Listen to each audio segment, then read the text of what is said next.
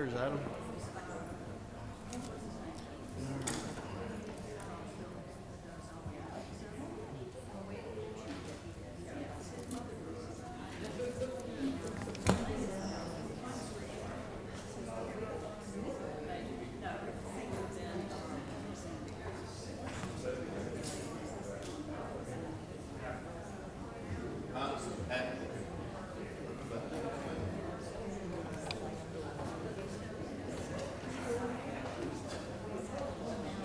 How you doing?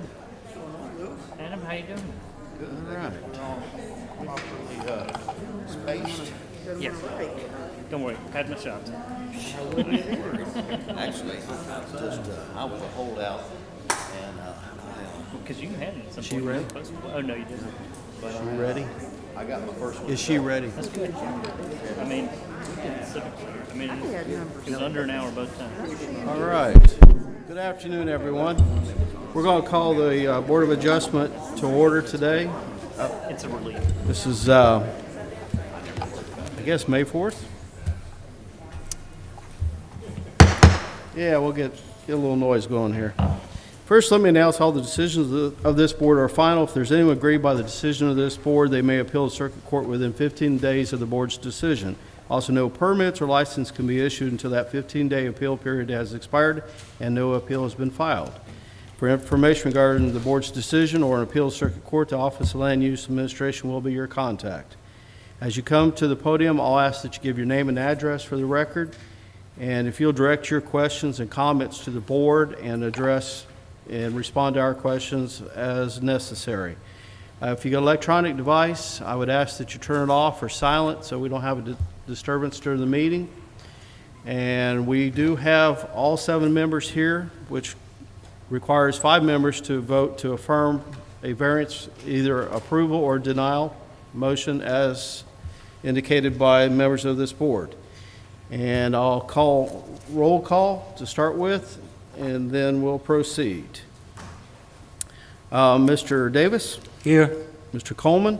Here. Mr. Golden? Here. Mr. Metcalf? Here. Mr. Milling? Here. Mr. Burrows? Here. And I'm William Guest. All 7 members are present. Okay, we have an agenda for the board to adopt. Chair will entertain a motion to adopt the agenda. I have a motion to approve. Do I have a second? I have a second. Any further discussion? All those in favor of the motion say aye. Aye. Okay, agenda is approved as presented. And we'll call these in order. And I just want to remind everyone that we can have 4 people speak in favor of a variance request and 4 in opposition. So please pick your 4, either in favor or in opposition prior to the item coming up on the agenda. And we'll go in order. First application is 6364. This was a holdover from a previous meeting. Is the applicant's rep here?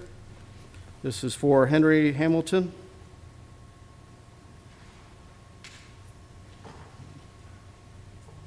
If you'll come down to, if it's active, you're welcome to. It sounds like it might be. Yes, sir. Can you hear me? I don't know if that one's on or not. Hello? Can you hear me now? Yes, sir. If you'll give us your name and address for the record, please. Okay, my name is Henry Hamilton. The address in reference to 2339 Dolphin Island Parkway. Okay, Mr. Hamilton, your application was recommended for denial. You want to tell the board why we should consider otherwise? Because it's an opportunity to continue what we've started in growing our business. We pretty much had the same opposition when we first started our first business, but through efforts and trying, we were successful. I just want to ask, since you denied it, it's kind of perplexing because it's a business area. There's a business to the right, there's a business to the left, and this little piece of land is stuck in the middle. And I don't see how what we're trying to do is any different than what the existing businesses are doing at the time. The other thing I just want to add, and I'm going to be brief, our first business was put in an area where high crime area, a lot of problems. We went in, we started cleaning up. We became very successful. 4 years later, the business is still doing well.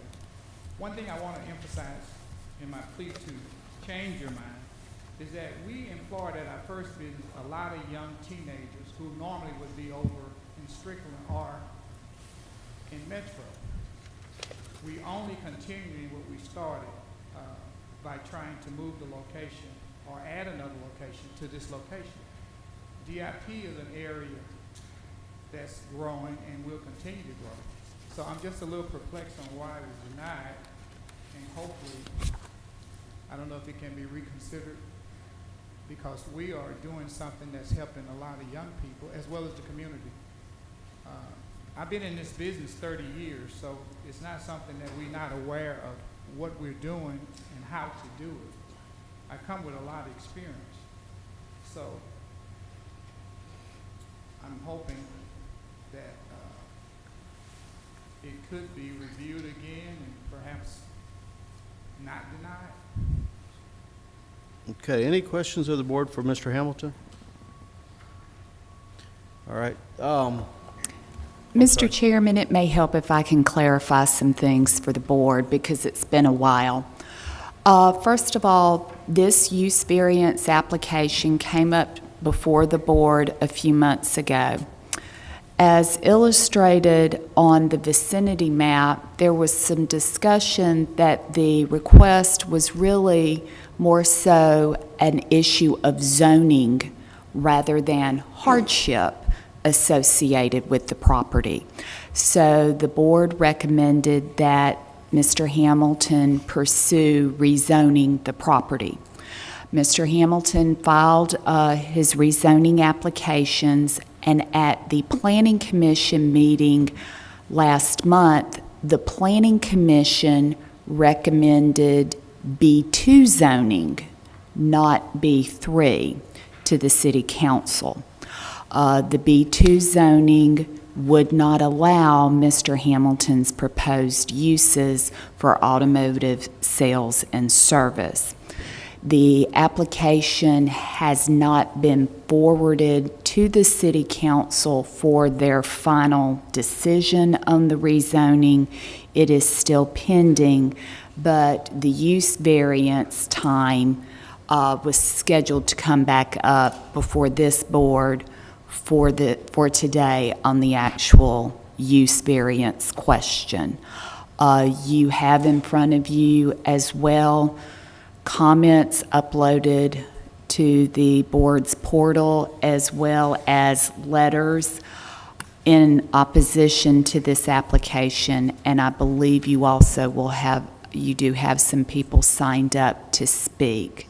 But that's the history, the recent history of this site that brings us up to this point. Okay, once again, any questions or comments from the board? All right. Mr. Hamilton, if you'll give us a second, see if there's anyone in the audience. I'm sorry, I couldn't hear you. If you'll give us a second, allow us to see if there's anyone in the audience who wishes to speak in favor of this application. Okay, is there anybody here today in opposition? If you will, raise your hands. Okay, we have a couple of you, if you will, one at a time, come to the podium. And Mr. Hamilton, don't interrupt them, please, when they speak. No, sorry, I won't. Yes, my name is George Owens. I live at 2458 Doyle Street, which is, as the crow flies, probably 300 yards from this location. And you're here in opposition? Yes. Okay. My reasons for being in opposition is because if you'll refer to the map that's up on the projector now, you have Rosedale Road, you have the Doyle Street, you have the Huron Landing entrance, and you also have Willdale Street. Since the development of Rich's Car Wash, there has been a marked issue of traffic congestion in that area with cars getting in and out of Rich's Car Wash. Plus, there is the issue of these streets, which are really very close proximity. We have no traffic device.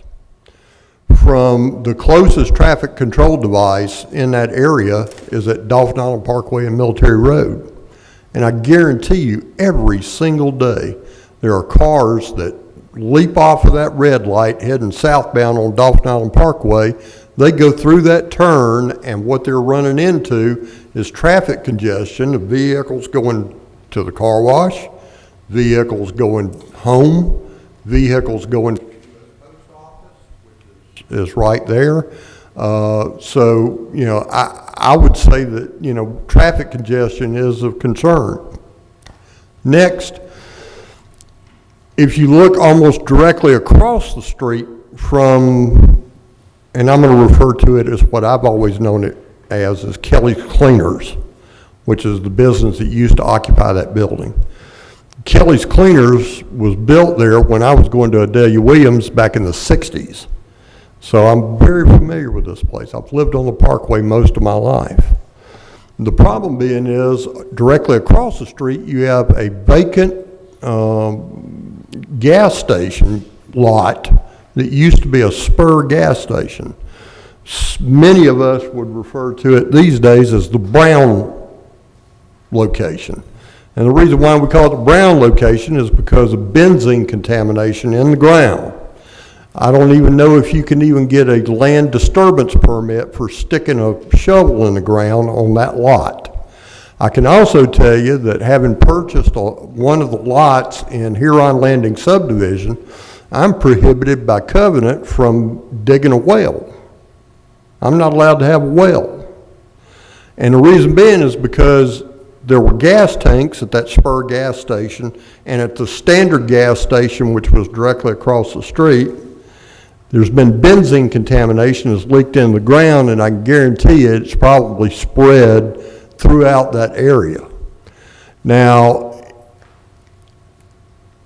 next to, if you go immediately from the Brown site, walking on the sidewalk toward Doyle Street, there is a 42-inch storm drain culvert that dumps water out of the storm drainage system, which then free flows from that pipe all the way to Dog River. This gentleman wants to run an automobile business, and I don't care whether it's selling cars that are sitting out on display or working on cars in a garage. You are going to have chemical spills, transmission fluid, oil, gas, cleaning solvents. You can't help it. There's no way of getting around it. Ask anyone that owns an automobile repair facility, they will tell you that accidents happen. And that chemical goes through concrete, it goes through asphalt, it ends up in the groundwater, which in this area, you can't dig a post hole for a fence without the hole filling up with water before you can stick the post in the ground and fill it with cement. My main concern is that there would be additional groundwater contamination, more than what we've already got anyway, and it just ends up flowing from one side of Dolphin Island Parkway to the other and ends up running behind my house all the way down to Dog River. Given the traffic situation, the fact that this is a bedroom community, that there are residents all around the site, I just don't see that being a good fit for this area. Thank you. Thank you. We have someone else that would like to speak about this.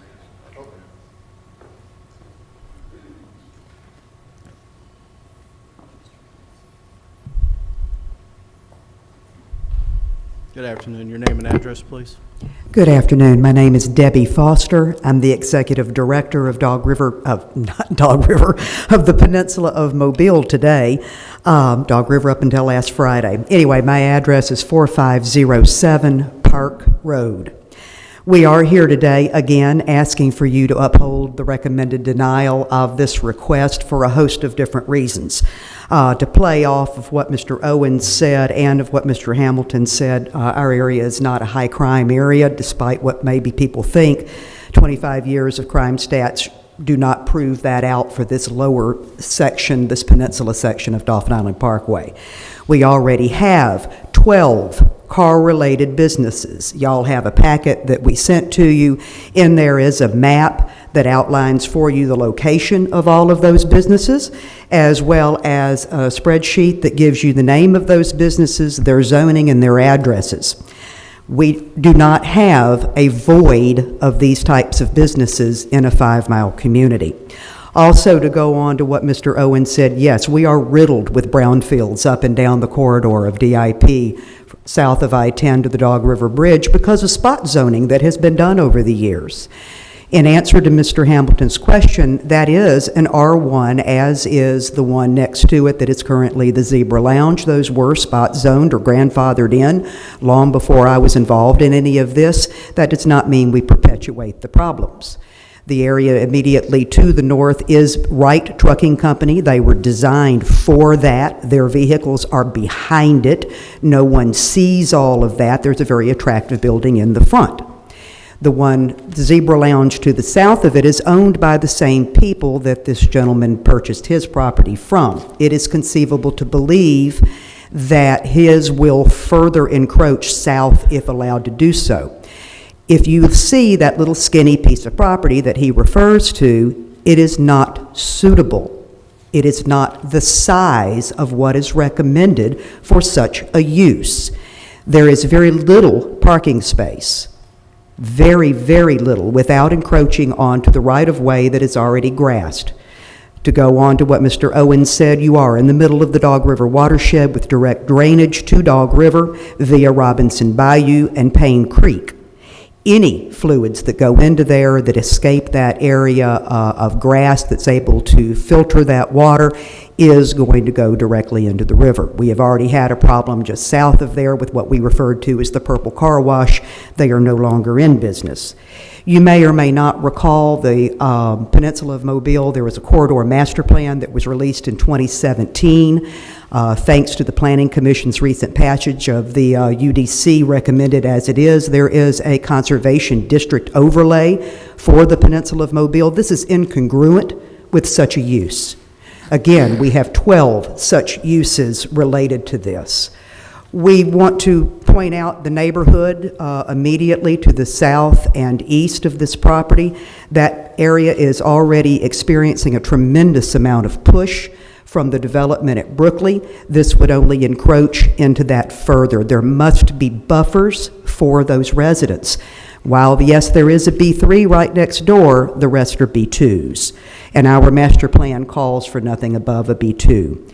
We just conducted a very extensive survey monkey poll over this past weekend where we sent that out to 450 residents. We received 61 comments in a very short time period. I've given you the results of that. Overwhelmingly, no one in that community is interested in having another car-related business.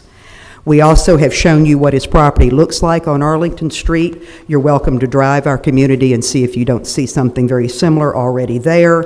Please note that that is an iconic 1960s structure. According to the survey we have conducted of our community, they see that structure along with several other iconic structures in our community at way better uses than what this would be. In conclusion, I would like you to look at the rest of what we provided you as far as environmental assessments are concerned and encourage you to please stand up the recommendation by the staff and deny this application. Thank you. Okay, thank you.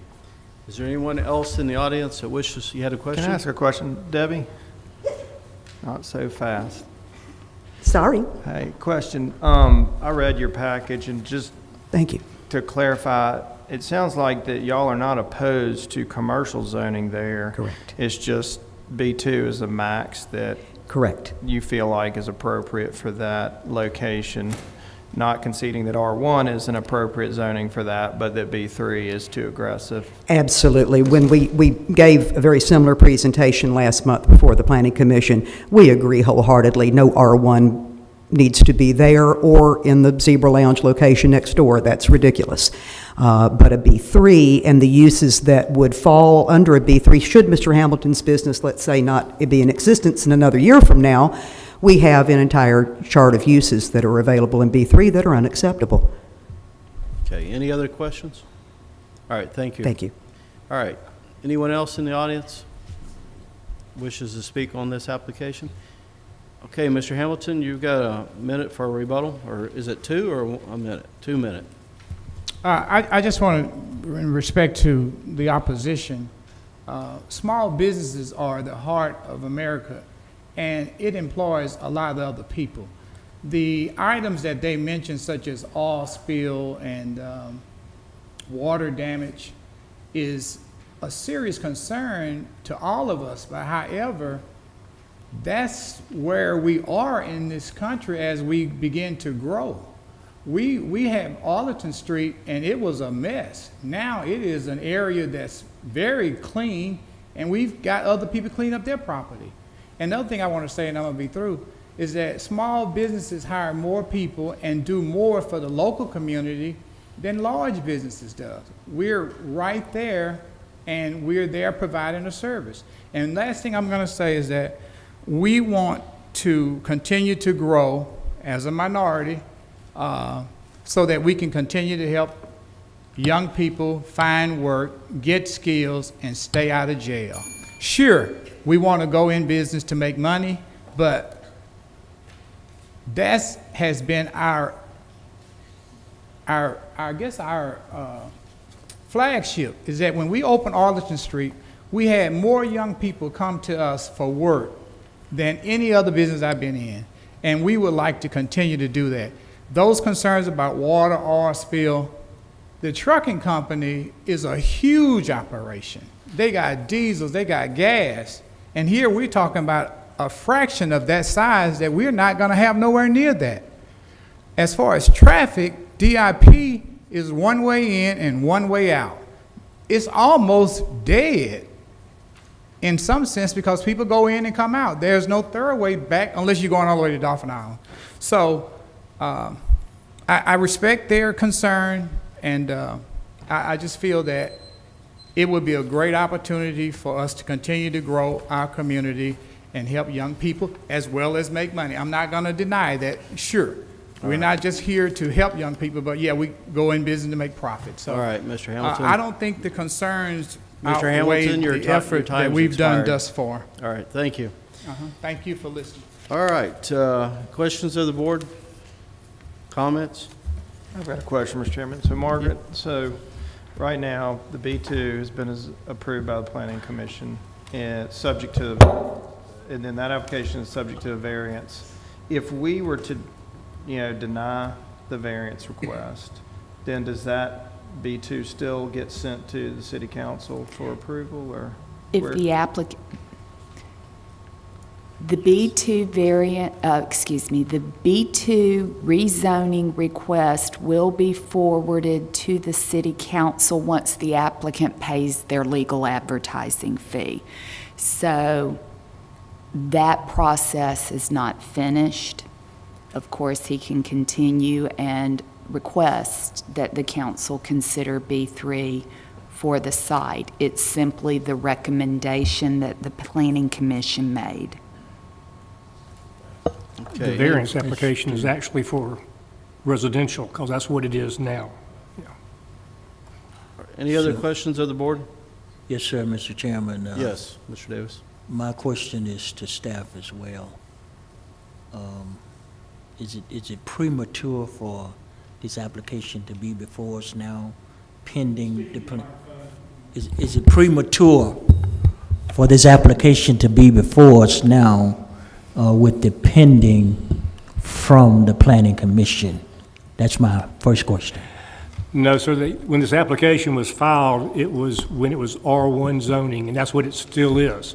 Even though it's been used for commercial purposes for 50 years, the zoning is R1, and that's what they're asking a variance from, to allow a B3 use in this R1 property, R1 district. The B2 is not final yet. That was the recommendation, but since, I don't think it's premature because this was filed first when it was before the rezoning was applied for. Mr. Davis, you have a second? So, Even if the city council approves it for B2, he can't use it for car sales. So he would still, if he still wanted to do the automobile sales after it's rezoned, he'd still have to get a variance. One way or the other, to do what he wants, he would have to get a variance.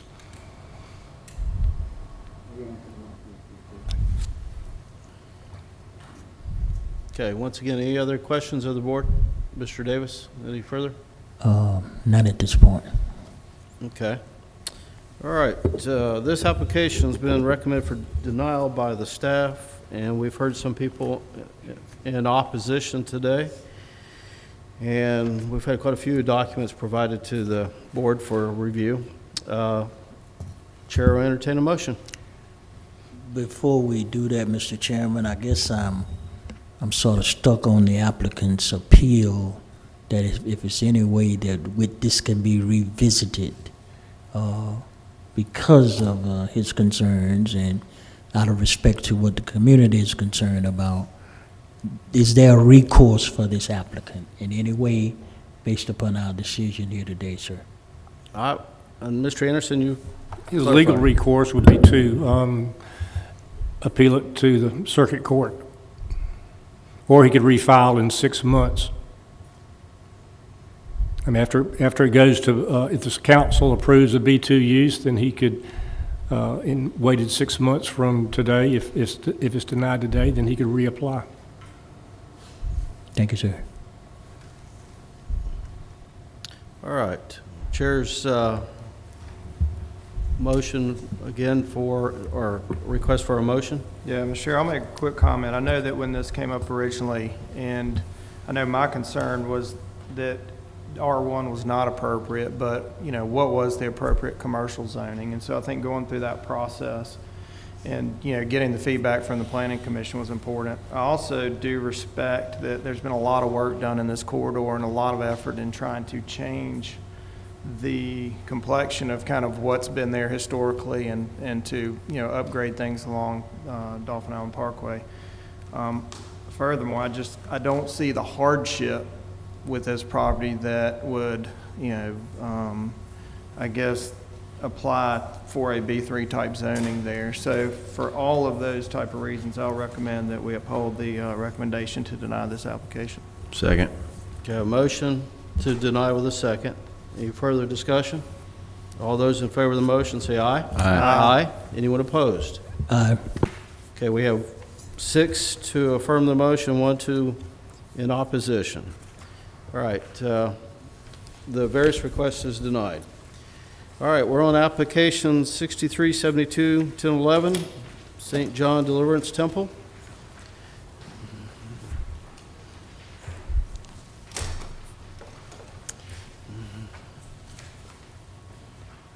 Your name and address for the record, sir. Jerry Bird Surveying Company, 2609 Halls Mill Road. For the owner, St. John's Deliverance Temple.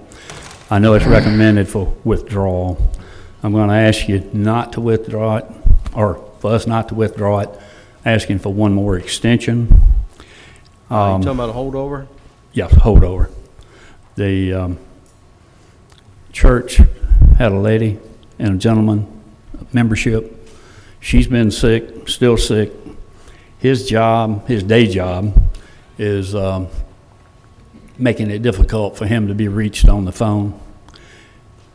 It's fired up now that they're going to get somebody else to try to deal with the right paperwork with the Archdiocese, which will be, I don't think, some agreement that everybody can agree on, and an insurance policy listing the Archdiocese as an additional insured. But hopefully that can be worked out in the next few weeks, and we can go forward with it. Okay, any questions? The applicant's requesting a holdover. All right. Anyone else in the audience here today in favor of this application or the request for holdover? Is there anyone here today in opposition? Okay. Any comments from staff before we? Mr. Byrd, realistically, if things ran on greased rails, would you have everything ready for the June meeting, or should this really be held over until July? Good question. We've got to get, we've got to get their approval of it. All right, Would Mr. Byrd, would 60 days be sufficient? roll it over to July. Okay. July 12. All right. Any questions of the board? Applicants requesting what I would understand a 60-day holdover. Okay, Chair, entertain a motion. Move for approval on the 60-day holder, Mr. I Chairman. have a motion to approve a 60-day holdover. Do I have a second? I have a second. Any further discussion? All those in favor say aye. Aye. Anyone opposed? Okay, motion carries. Application. Okay. All right, we're going to, Mr. Metcalf, we're going to proceed, but, okay. All right, so this is application 6374, 116 Myrtlewood Lane.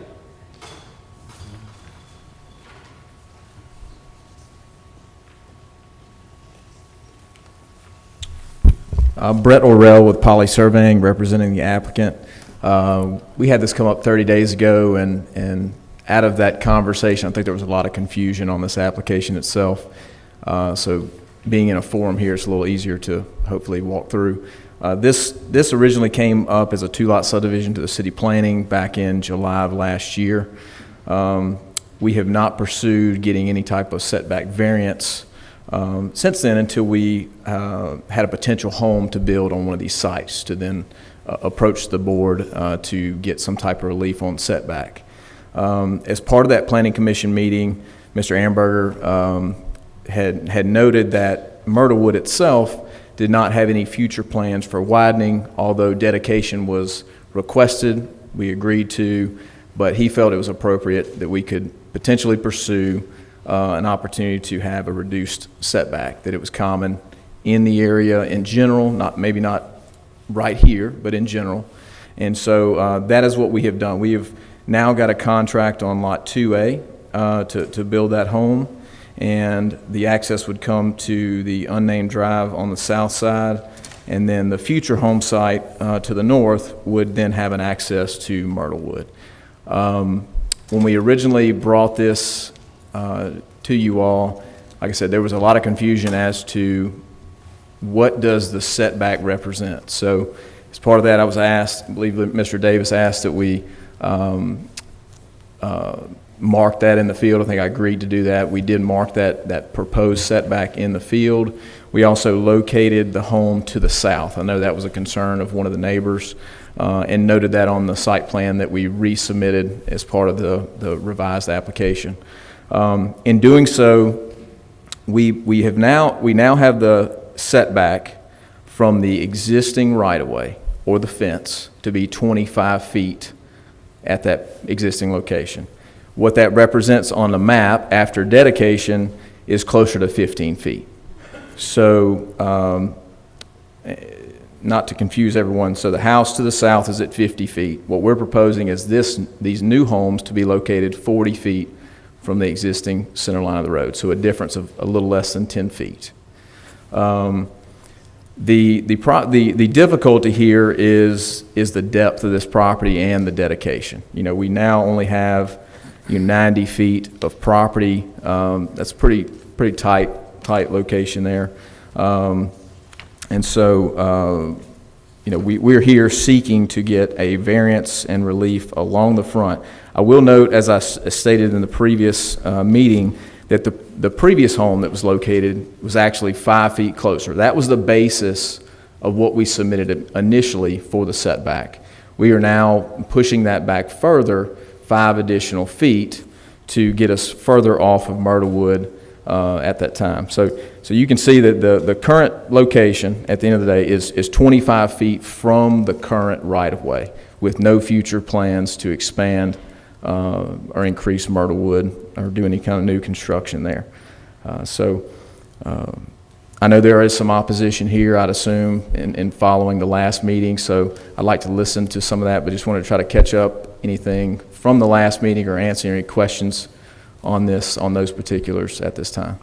Did you, after you surveyed and marked the proposed construction site, did you meet with any of those? I did not individuals? personally. The owner was tasked with doing that. I believe he has done that. I'm not, but I was not asked to be a part of that. Okay. Just to be clear.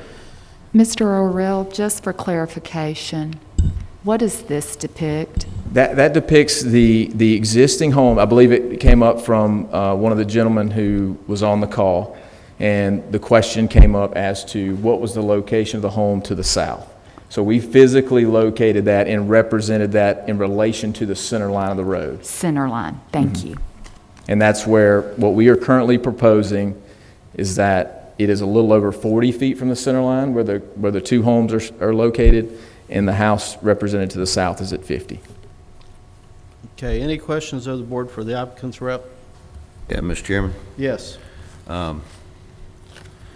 did the applicant buy the property prior to him making application to subdivide it?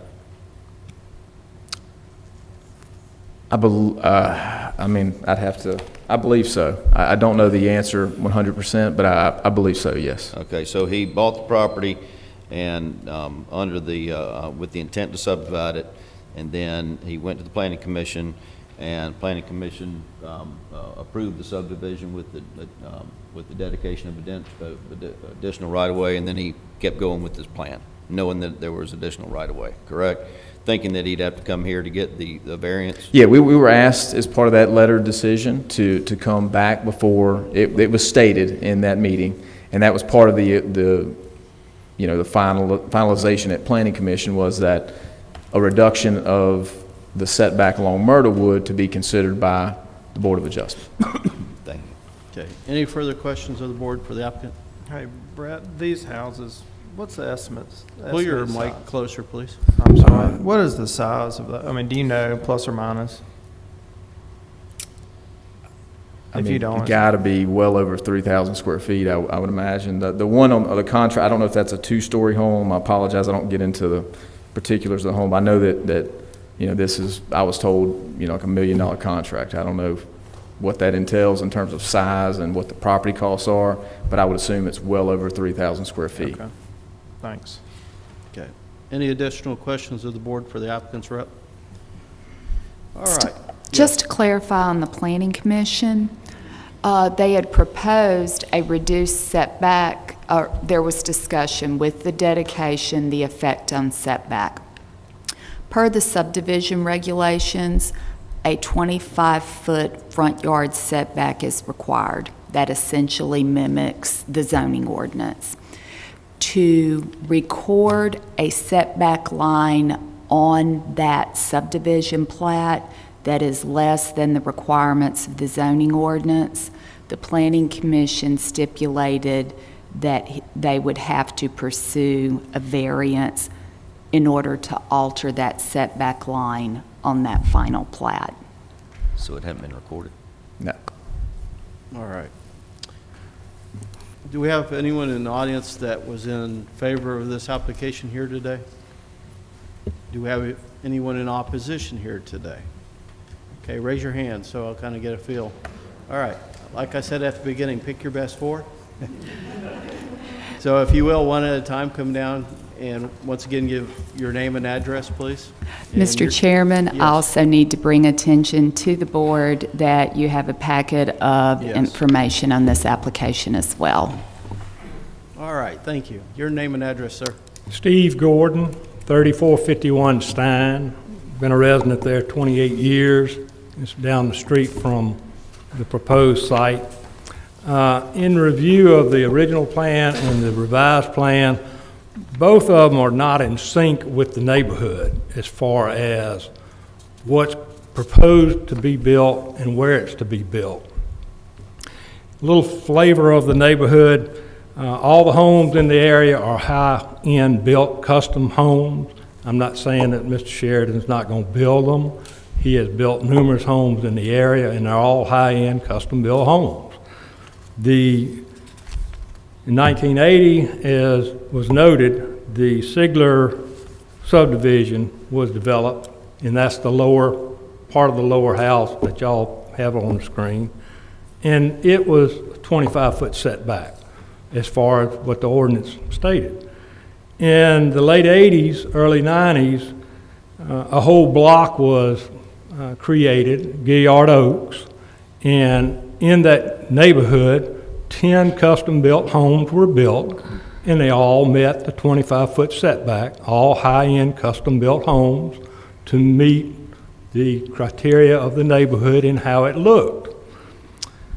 In the last 2 years, 2 houses have been developed across from my house, met the 25-foot setback requirement, high-end custom-built homes, no issue.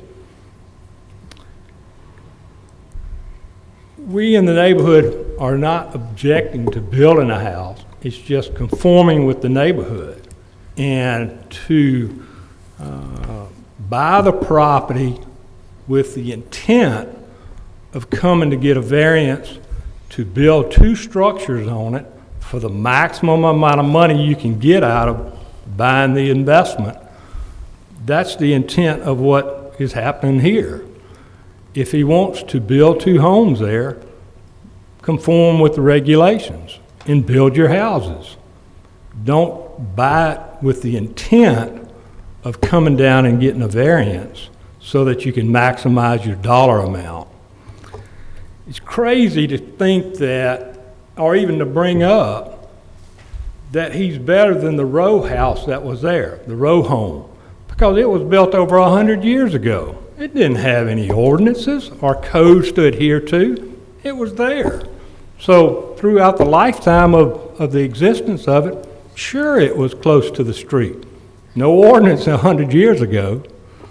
So it's kind of crazy to think that you're going to ride the shirt tail of that comment.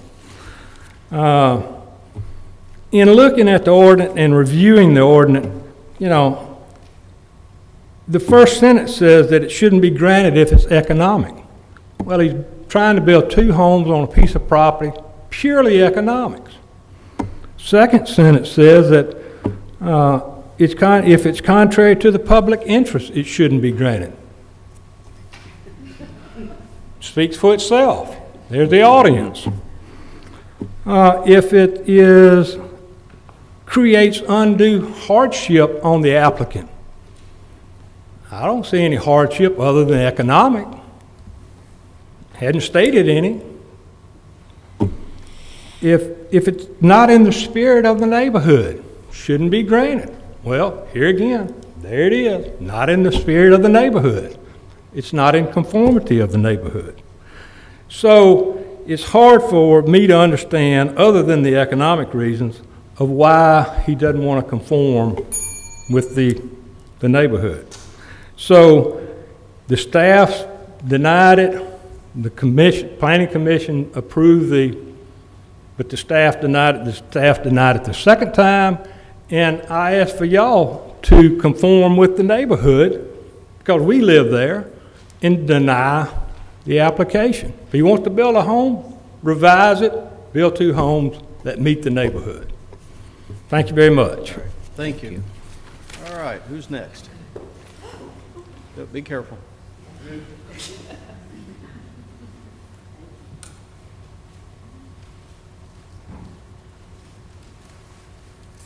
a tough act to follow. I'm Tootsie Bridges. I live at 110 Myrtlewood Lane. My home is actually one of the 2 homes that was on the original Sigler subdivision that was done some 35 years ago.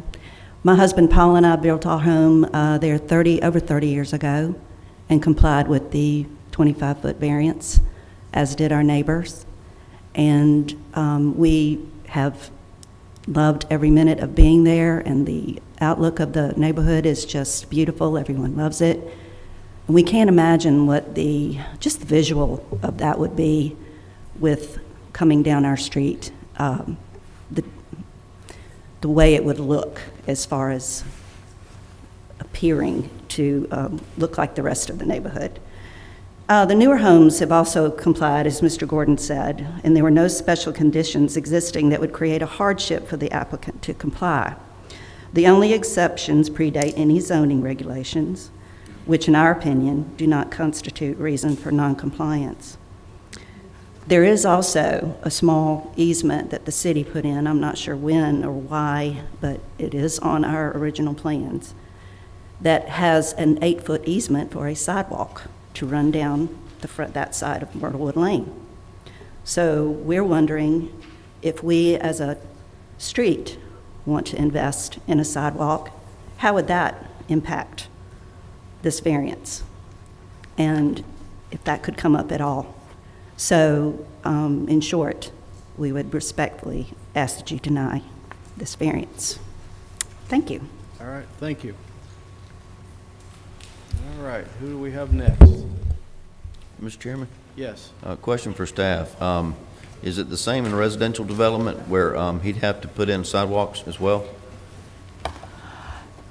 Unless those are waived. And, you know, if there are no sidewalks in the area, typically those are waived on R1 Are there properties. sidewalks in the neighborhood Not on the street. at all? No. Okay, thank you. But there are on those shelves. Yeah, Yes. right, sure. All right, your name and address, please. My name is Cynthia Tucker. I live at 112 Myrtlewood Lane. I'm the house that was referred to earlier that is just south of the property that Mr. Sheridan purchased. I lived in Atlanta for a number of years, and when I moved to the Spring Hill area, I was looking for something that was different. I loved my Atlanta neighborhood, but it was dense and crowded, and the houses were right on the street. What I found on Myrtlewood Lane was something different than that. The houses were set back with nice lawns. Quiet as it's kept, at certain times of day, there's a lot of traffic on that street because people cut through Avalon and come down Myrtlewood to get to St. Paul's and Phillips, schools down the street. My 12-year-old daughter walks to St. Paul's every day. There are no sidewalks. She needs room. All the kids need some room. What happens if there are houses built 10 feet closer to the street? What happens to the room that she needs? I also love the fact that the neighborhood is full of old trees. I think a heritage magnolia tree has already come down on that property. I would hate to see more trees come down. There isn't really any confusion among the neighbors. We know that Mr. Sheridan wants to build houses that are 10 feet closer to the street than they should be. The city of Mobile adopted zoning regulations for certain reasons. You designated neighborhoods to be certain ways. Ours is R1, residential. The houses are to be 25 feet from the street. I would simply urge you not to allow houses that would ruin the character and nature of the street, but to follow the zoning regulations that the city has already adopted. Thank you. All right, thank you. All right, do we have anyone else? Your name and address, please. Good afternoon. I'm Barclay Shreve. I live at 118 Myrtlewood Lane, which is just across the alleyway or the pathway, as the neighborhood calls it, from this property. As you well know, we are gathered here today because a developer wants to build 2 houses that do not respect the city ordinance for a 25-foot setback from the city's right-of-way. We are not confused about where these houses are planned for. We have seen the stakes that were placed on the property. The city planner has concurred that the houses are too close to the street. The two ladies who spoke earlier, two of them live just south of these houses. It's not hard to line yourself up with the stake and look at their houses, and the homes that Mr. Sheridan has planned are 10 feet closer to the street than the neighboring properties. Research has shown that since 1978, 5 pieces of property in our immediate area have been subdivided. Not one requested or received a reduced front yard setback. Mr. Sheridan has not met with the neighborhood. My husband reached out to him trying to avoid this confusion and controversy, and Mr. Sheridan did meet with my husband Lewis, who's here today, but he has not reached out to the neighborhood. He did ask my husband to let everybody know what he was planning on, but we felt like it was his responsibility to follow through with that. The only restrictions about building in our neighborhood are the zoning ordinances imposed by the city of Mobile. We do not have any neighborhood covenants concerning what the houses may look like or what materials they are constructed from. We do, however, observe the 25-foot building setback from the 25-foot city right-of-way. There are very few rules, but the applicant wants to ignore one of the most important ones that governs the look and the feel of our neighborhood. We have lived in our home for almost 30 years, and it is 51 feet from the city right-of-way. 2 homes built next door to us that are that much closer to the street would be out of character with the neighborhood and all the other existing homes. People move into neighborhoods because of settings and aesthetics. What is the point of having these regulations if we don't adhere to them? Mr. Sheridan knew the building restrictions when he purchased the property and then had it subdivided. There are no hardships, there are no difficulties, there is nothing that would restrict him building homes that are compliant with the city ordinance, and I respectfully ask all of you to uphold the city's recommendation and deny this request for a variance. Thank you. Okay, thank you. You have a rebuttal?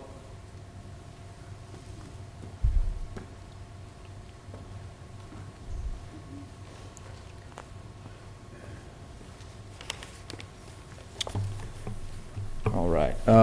Just want to clarify, I know the easiest thing to address, the sidewalk was brought up. Currently, I couldn't tell you if there's enough room in the current existing state. There's a fence there that represents the current property line. Regardless if the subdivision moves forward or not, that is the current property line. So I don't know if a sidewalk could be placed between there and the road. I know it's very tight in there. But as part of this, in the dedication moving forward, assuming that subdivision takes place, that would provide substantial room in order to put a sidewalk in should the neighborhood or the city decide to create a project through there. So just wanted to kind of bring that up. It's the first time I've heard about the sidewalks in this vicinity. You know, we presented this, everyone is stating the fact. The fact is we're asking this to be 40 feet from the existing center line. The confusion continues to be, we hear road, we hear right-of-way, we hear property line, we hear fence. I want to be clear, the fence is the property line, let's just say. So what this represents is 25 feet from that location. So if this subdivision does not move forward, and I'd like Ms. Pappas to confirm this, the existing home, if there was one structure placed here, I believe historical records show that they could build in that location. We're asking this to be 5 feet further back. Also, should this configuration change, and let's say a home was built to the south, I believe that the Planning Commission would allow a 20-foot, consider that a side street setback as well. I don't know what the solution is here. It's up for you all to decide, but if there's any kind of relief, whether that be in the rear setback, you know, it's traditionally 8 feet, just trying to get a little bit more footprint. Done my best to present this to you all, and I'll answer any questions, concerns you have. Okay, any questions of the board for the applicant's rep? Yes, sir, Mr. Chairman. Yes. My opposition last time had to do with meeting with the community. And if I understood you correctly, you said you have not, but someone else met with them. Can you clear that up for me? I'm not the owner or applicant, let me be clear. I'm representing him. You know, I just have to go by what I'm told, that he had reached out to the community in that effort. I was not asked to be part of that. Okay, and can I get some clarity I'm on doing that? Did the owner meet with them, reach out to them? I mean, I have I believe, they just said he did not. I mean, Can so I someone can't, from the community? I'm caught in the middle speak to here. I that, mean, Mr. you Chairman? put me on the Yes, spot. Those of you that are here today in opposition, I think one individual talked to him on the phone. Is that right? Yes. Did anybody else talk to him? No. Okay. I think, does that, I've met with it once. okay, so he did meet with at least one homeowner. That's not the community. And Mr. Davis, on what I was tasked to do, I believe I've done. I had the setback marked clearly. I even located the home to the south. That was a request by the neighborhood. So I've done everything I can at this point. You know, the thing about being in person gives a different impact than being virtual. Sure. Now, I heard a gentleman say that the intent when the property was purchased was to put 2 homes on that particular property, and the community is saying that that's not in compliance with the neighborhood. That's my concern. I have no fight in this other than fairness, and it does not appear to me that this community has been heard by you or the owner. And that's where I am in my fairness in trying to be a And member if I of this could board. jump, I would like to respond to that. I don't believe that's what I'm hearing. I believe that they understand that 2 homes, that's the intent, is to build 2 homes. I think we're here just in regards to the setback. So I don't think that they would be in opposition for the 2 homes. I don't believe we may have had opposition during the planning stages, but I don't remember it being real adversarial, you know, a lot of adversity at that. So, look, I understand where we're at. The only question I would have, just based on the tone of, I believe, where this is heading, is from Ms. Pappas, is if we were denied today, is there any relief in a rear setback, or is that a separate application, or could it be considered for this board? What was advertised is a front yard setback, Okay. and variances are site plan specific. Right. So you would be looking at a new application. And would that incur the 6-month penalty, even though, because No, it'd be different? because it is a separate, Okay. different application. It'd be a I new did- application. And I did ask about the 20-foot side street. Can you respond to that? I Are think, you- Ms. Pappas, I think those are questions that could be handled outside of, because they're not relevant to this application. Okay. I was just trying to clarify for if I had to come back to the board. Right. What are You- my options? You can talk to staff after we, any further, before you sit down, sir, any questions of the board? Any further questions? I'll save you a trip up and back. All right. I think that concludes our public hearing on this application. Comments, discussion of the board? We've got quite a few communications from the homeowners, and we've heard comments today in opposition. And the applicant's rep did go out and stake off at the site as requested. Whether they had public hearings or not, I think is, per Mr. Davis's comment, I think there might have been some communications, but not as, I think you. We initiated that communication. Is Right. that inappropriate? I'm sorry. Yeah, I think we're, all right, so comments, questions of board? Chair, entertain a motion? Mr. Chairman, Yes. I'm sorry. go ahead, Becca. I think that the neighborhood has made themselves clear, and what we always try to do here is to listen mostly to, we weigh heavily on the stakeholders, as we call them, and they are definitely the stakeholders. I think it was pretty arrogant of the applicant to not be here after 2 times, after the neighborhood has taken their time to investigate this and to let their opinions be heard. With all that, and I suggest my motion is to deny the application. Second. I have a motion and a second to deny. Any further discussion? All those in favor of the motion say aye. Aye. Anyone opposed? Okay, motion carries. Thank you. If any of you wish to depart and not hear the rest of our meeting, you're welcome. Yeah. All right. And while they're leaving, we'll move on to our next application, which is number 6313, St. Louis, 554. And the location's 151 North Cedar Street, 554 St. Louis Street. All right. Go. A learning lesson. And will the applicant for this variance request come to the podium, please?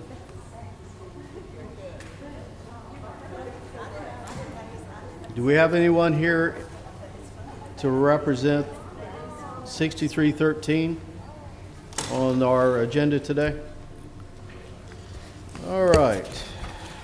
I'll tell you what, we'll go back to that one later if staff will remind me, just in case somehow somebody got caught in the traffic somewhere nearby.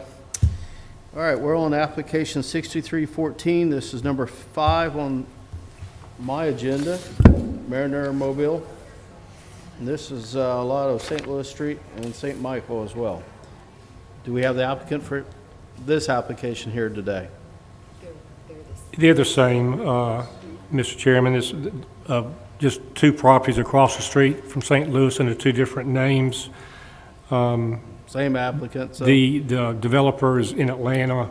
This is just an extension, and I think their surveyor is actually in Atlanta too. So, all right. Since this is an extension, I talked to the gentleman a couple of weeks ago about another matter, and he was aware of this. But since So it's just an the extension, applicant has reached out and requested Yes. an extension. Okay.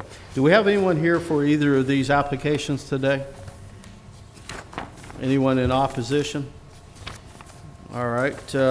Discussion of the board. Chair would recommend that we have a motion to extend both of these. What's normal time that staff would? 6 months. Okay. We have a 6-month recommendation. So moved, Mr. Chair. Do I have a second? Second. Second. Any further discussion? All those in favor of the motion, say aye. Aye. And this is for 2 applications.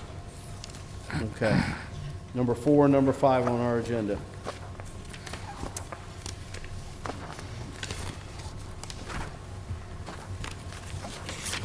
That means this meeting will go a little faster than I thought, because those are...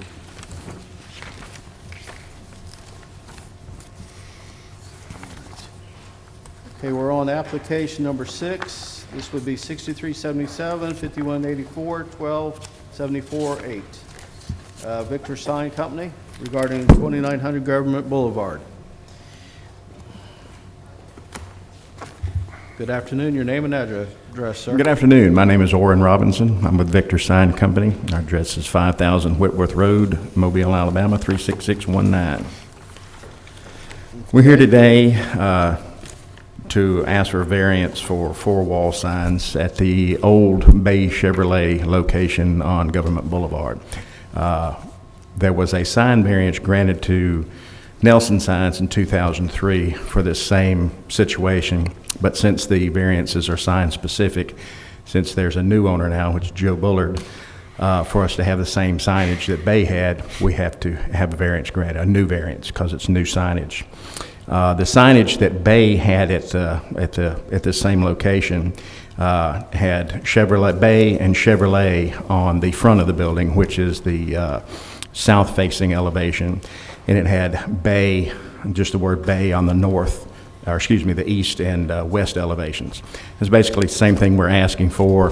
There will be Chevrolet and the word Joe Bullard on the front elevation or the south facing, and at either end, it'll have Joe Bullard where Bay was. So in fact, we are asking for more signs than the variant, or than the ordinance allows. We're not asking for any more signage than the previous variance at this location was allowing. It's just the name of the owner on each end and the front, along with the word Chevrolet on the front. How much more coverage versus the previous? You know, I couldn't give you a square foot coverage. I guess I could go back and look it up, but it's going to be a little bit larger because, of course, the word Bay is a lot smaller. The letters, it would be Joe Chevrolet, I guess, if we were going letter for letter, but it is a little bit larger, but the letters are actually a little smaller than the Bay letters were. So you're going to get a little bit more coverage. But if we had to put Joe Bullard in the same square footage, I'm afraid you'd never even read it, because Bay was, you know, there's 3 letters, so don't take up much room. All right. Any questions for the applicant's rep? All right. Do we have anyone in the audience in favor of the application? Do we have anyone here in opposition today?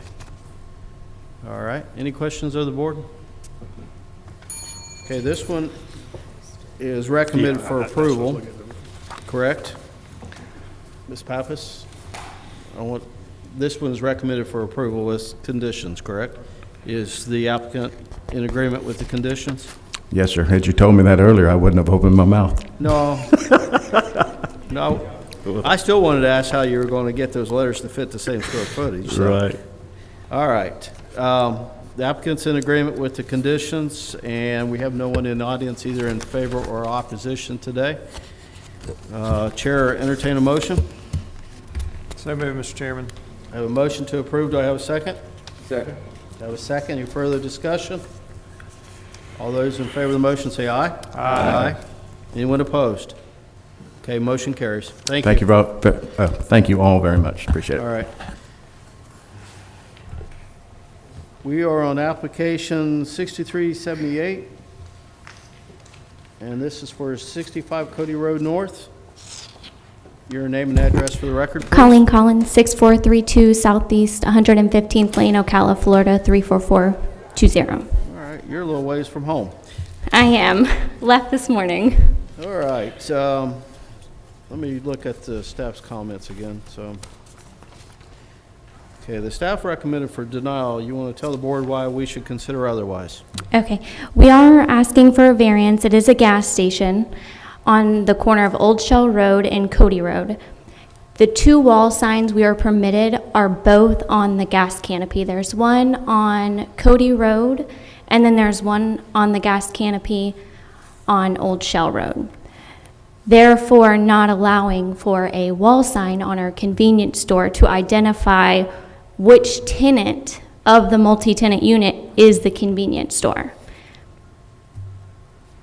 And the canopy is already imaged BP, the signs on the canopy are already there, and the pole sign is existing. Okay, any questions for the applicant? Yeah, Mr. Chairman? Yes. Staff,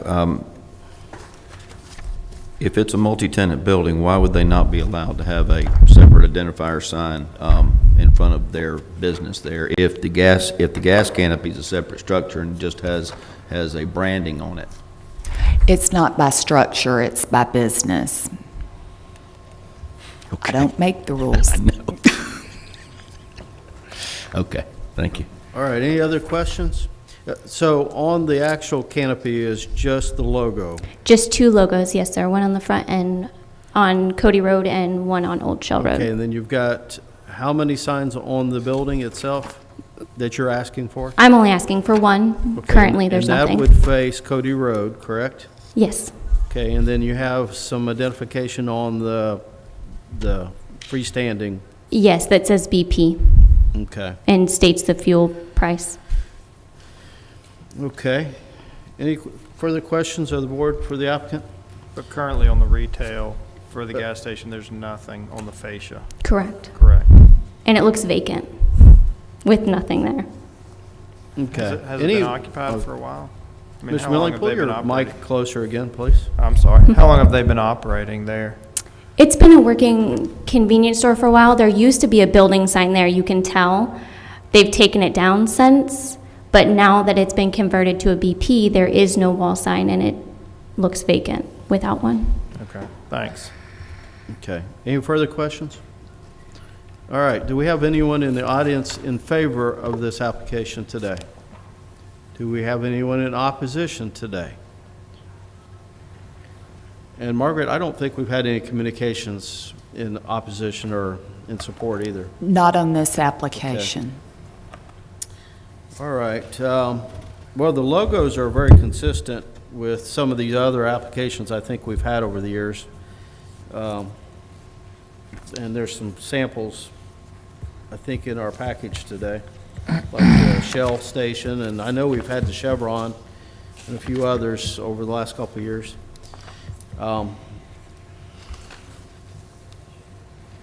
Chair, entertain a motion. Move for approval, Mr. Chair. Second. Okay, I have a motion to approve with a second. Any conditions? Okay. All those in favor of the motion say aye. Aye. Anyone opposed? Okay, motion carries. Okay, we're on application 8.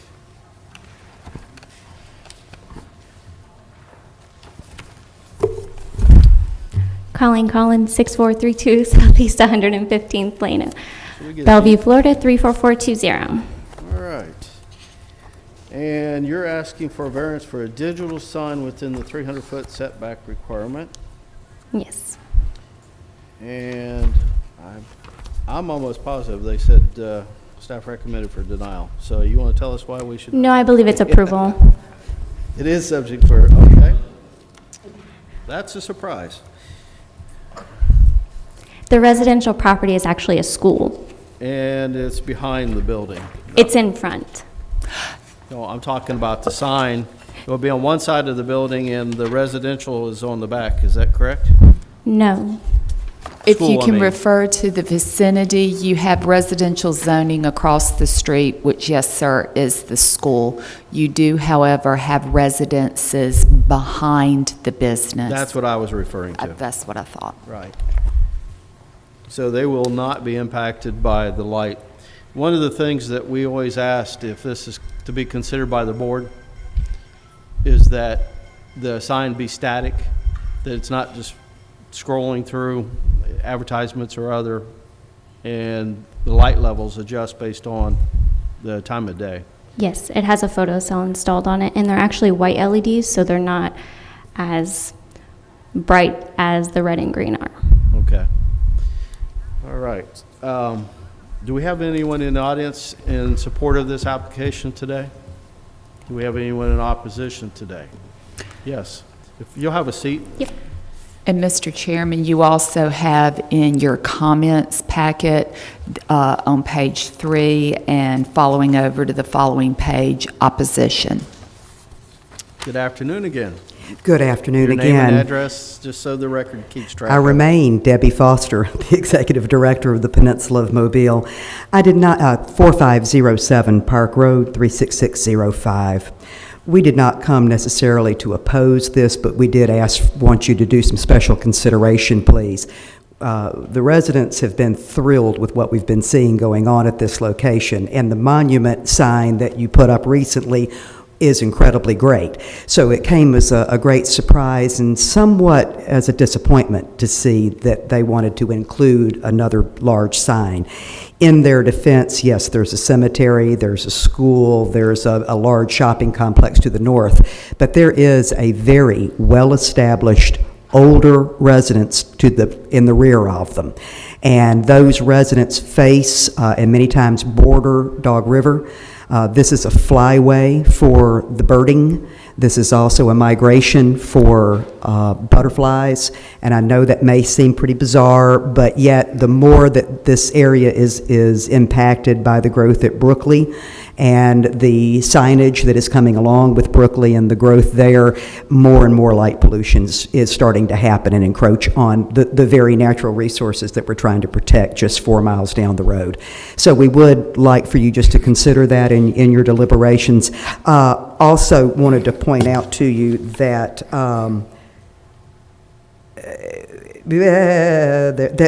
yes, the hardship, I don't know about a hardship on this one because there is plans, I think, and in fact, I know there are, to bring the traffic from off of Interstate 10 to the new Mobile Airport via Dauphin Island Parkway, which means that traffic will be turning directly in front of this location. So they're going to get a lot of traffic without having to have this large monument thing up to try to attract people off the interstate.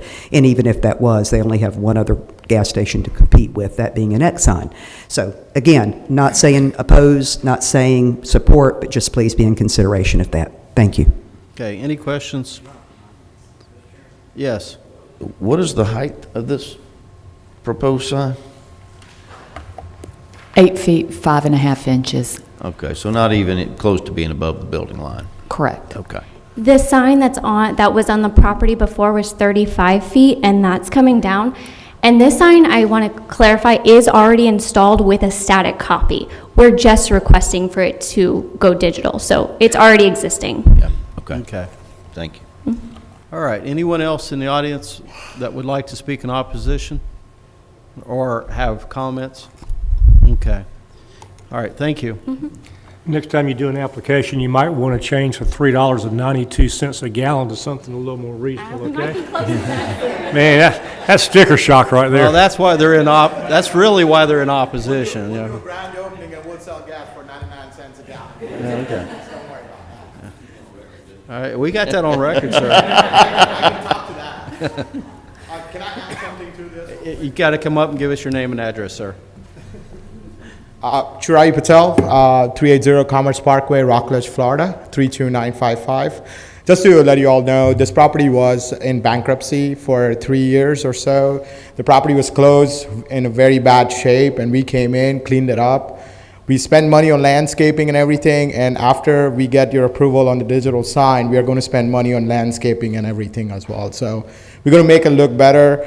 We're coming in, we own quite a few real estate in this town, and we are beautifying everything we own here. Well, I would suggest, and you've got some individuals in the back that are really big on developing and beautification, that you work with them. They might have some ideas for you. Appreciate that. Yeah. All right. Any other comments or questions? And we have you on record for 99 cents, by the way. All right. All right. Any questions of the board for the applicant? Once again, I would recommend, if the board should consider it, that they have the sign static and the light levels reduced so that we don't consider or have any light pollution issues. And you've stated that they use an LED that's white, not necessarily of the brighter ambiance. All right, Chair, entertain a motion. Motion to approve, Mr. Chairman. With those conditions? With those conditions. All right. Second. And do I have a second? Second. I have a second. Any further discussion? All those in favor say aye. Aye. Anyone opposed? All right, thank you. And we are on application 9, correct? And this is 6380, and this is for 5715 Ironworks Road. And we get to see Mr. Bird again. Good afternoon, Jerry Bird, Bird Surveying Company, 2609 Halls Mr. Mill Bird, Road. if you'll hold a second, we'll allow these folks to leave. Got it.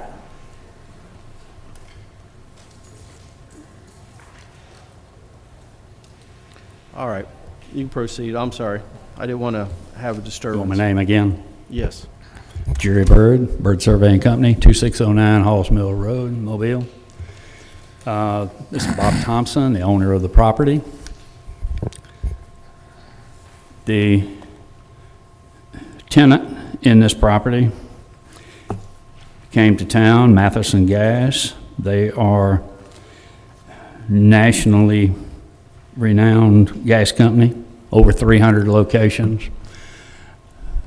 They met with Mr. Thompson, leased the property, and at that point started doing some renovations suitable for their business, one of which included putting 3 tanks, putting slab down and installing 3 tanks at the back of the building that apparently was supposed to be permitted.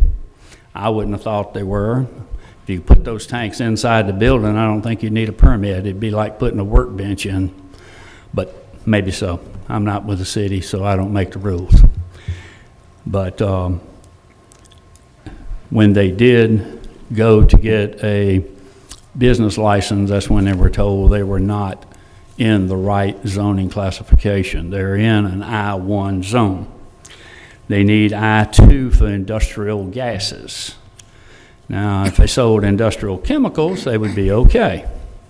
I'm not sure the difference in why chemicals and gases can't be in the same classification. But the property in the south part of the city, this is off of the city zoning. Tillman's Corner here, 3 Notch Road to Bellingraph Road is 2.9 miles. From the west edge of the city to this side of my map is 2.1 miles. We're looking at a little over 6 square miles, and there are 6 I-2 sites in that area. This is down on Hamilton Boulevard. It's all wetlands, probably 40 acres worth of wetlands. Hamilton Boulevard, Esfella Construction is located on this one, in use every day. I'll come back to that one. This site is, I think it's Alabama Pipe Company. This is our site right here.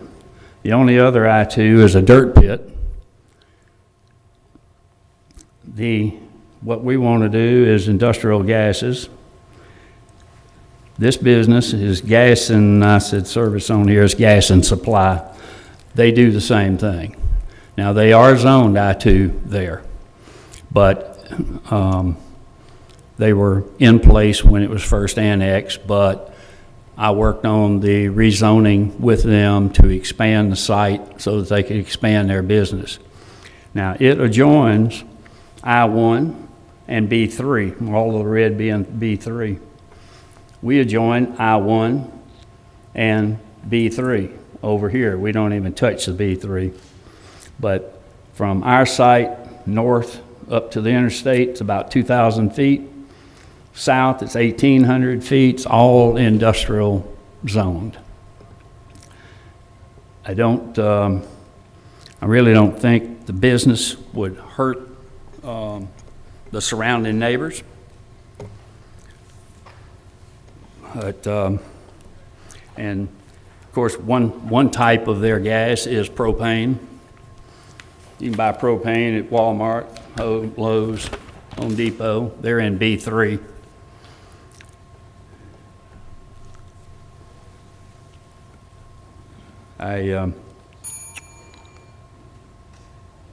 Not sure why this business wouldn't be a perfect fit in this location.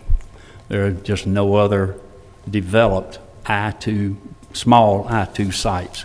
Well, there's no developed I-2 sites in this area, and this area suits their distribution area. All right, any questions for Mr. Bird? Yes, Mr. Burrows.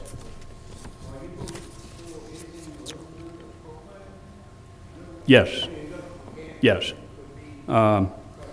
There are, hold on a minute. Wrong one.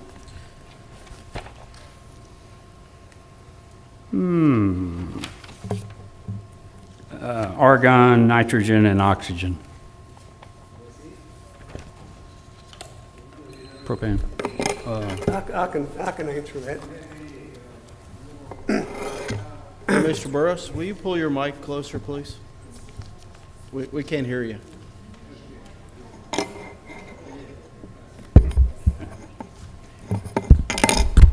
the question was, are you going to, what types of industrial gases? Can you give me just a quick rundown on some of how hazardous they are is what I'm trying to get at. You got to give your name and address. Larry Rouse, I work for Matheson at that address, 5715 Ironworks Road, Theodore.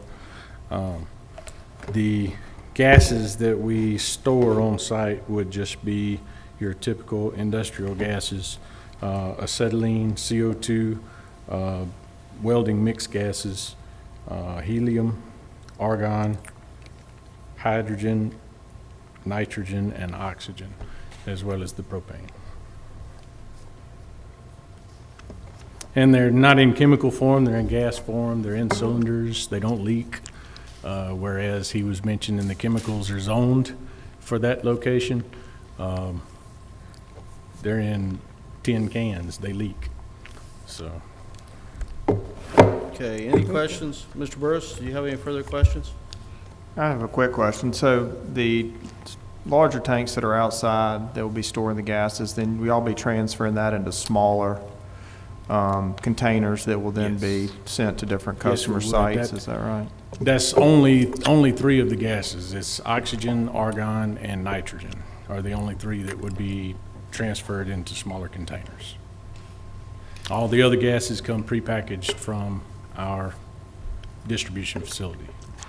Is the requirement of I-2 is there a danger? And because, I mean, in Mr. Burr's defense, it seems like there are a number of these facilities that have been around for years, and I'm just, I would have not known they were required in I-2 Right. for the distribution.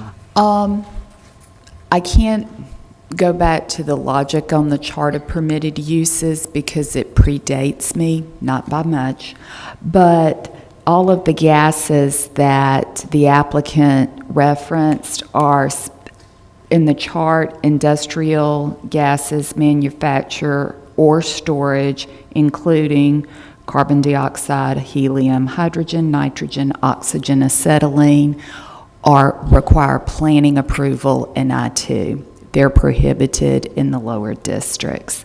Just to clarify, industrial chemicals, manufacture, processing, or storage also requires planning approval in I-1, but also in I-2. Mr. Chairman? Yes. Just a comment. There are, any welding supply operation in anywhere has acetylene, oxygen, and at least that in cylinders, and certainly propane, like at U-Haul on the interstate, you've got a 1,000-gallon above, freestanding propane tank. But like on Rangeline Road, when the city annexed Rangeline Road, Westco is there. They have industrial and welding gases, and that was at the time zoned by the city B5, not even I-1. And that happened after the city annexed. So I think that what this is a problem with the ordinance, and the ordinance not the formers of the ordinance not really understanding the world in which we live. Some of us live, and I think that's kind of where we are at a hardship here. But that's just my opinion. Yeah, Walmart carries helium, and they're probably not zoned properly for that. McDonald's, any restaurant anywhere in the city has CO2. A lot of them have nitrogen gas, and they're not zoned for what we're being asked to be zoned for. One of the questions I haven't heard yet is, how are these transported? You got a lot of trucks coming through? Not a lot of trucks. We have one truck that comes from our plant in Houston, one that comes from our plant in Tampa, and then our truck that delivers it out to customer sites. Okay, and the site setup that works well with the trucking and transportation and transfer? What's that? How does it work as far as the trucks arriving and transfer and those kind of things? I think that most people just don't understand that. Right. Well, if you've never seen, I think everybody's probably seen a helium cylinder. They all look just like a helium cylinder. They just have different gases in them. They're put onto steel pallets and strapped with 2 or 3 straps tight to where they don't jiggle or anything when they're going down the road, and that's how they're transported. It's all done with forklift. Okay. All right. How many locations do y'all have currently? I with don't know the similar exact setups? number, but I know Mr. it's over Coleman? 300. How many? Over 300. You need to leave for a minute? Yeah, I think we'll continue. I think we'll be fine if you want to go take a break. Okay. Yeah, I don't know the exact number. And I'm sorry, how many did you say you think? A little over 300 locations. 300, okay. And have those locations, have y'all had issues in any other locations as far as, I'm just trying to far as I'm understand the aware, no, safety, sir. if there's a safety concern or anything like that. No, as far as I'm aware, no, sir. All right. Any other questions of the board? Do we have anyone else? Sir, do you have something that you wanted to add since you're down here with the group? No, my comments were posted to the website, Okay. and then you should each have a bio in front of you on Matheson Gas. Okay. For the record, give your name and address, please. Bob Thompson, 2136 Marchfield Drive. Okay, thank you. All right, do we have anyone here in the audience that's in favor of this application? Anyone in opposition? You're in favor? Okay, anyone in opposition today? All right. For them to get this changed, they would have to go to planning to get it rezoned? Yes, sir. If the variance is denied, it would require, their only path forward, barring appeal, is to file for rezoning and planning approval. Okay, Mr. Byrd, have you even thought about that? The discussion occur? We've thought about trying to maybe rezone all of that area to I-2. We own most of it. I was going to say, you know, based on I-2 zoning, it would be preferable that it would be, you know, the whole area, as Mr. Byrd was saying, say all of Ironworks Road, because then you would have the B3 and still some I-1 before you get over to the other street behind. Well, for the board to consider, I just wonder whether or not holding this over to give you time to pursue that option, or would the board prefer to go ahead and hear it today? We're trying to make them legal. Well, if it was held over, then they would. I mean, rezoning takes forever. It takes 90 to 120 days minimum, and then you're looking at Multiple putting in an I-2 property right in the middle of all that I-1. Not saying it couldn't be done, but I think under these circumstances, the variance, what Adam was saying earlier as far as what the hardship is, I think that's the better route to go in this situation. Okay. All right. A matter of record, I think we already stated there was no one else in the audience in favor or opposition other than the one in the back. The staff's recommended for denial. However, some of the board may consider otherwise. All right, I think that concludes our public hearing on it. Any comments, questions of the board? I move for approval, Mr. Chair. I have a motion to approve. Second. Any further discussion? All those in favor of the motion say aye. Aye. Aye. Anyone opposed? Okay, motion carries. Good luck to you guys. Thank you. Okay, Mr. Coleman's asked that we take a 2-minute recess, maybe 3.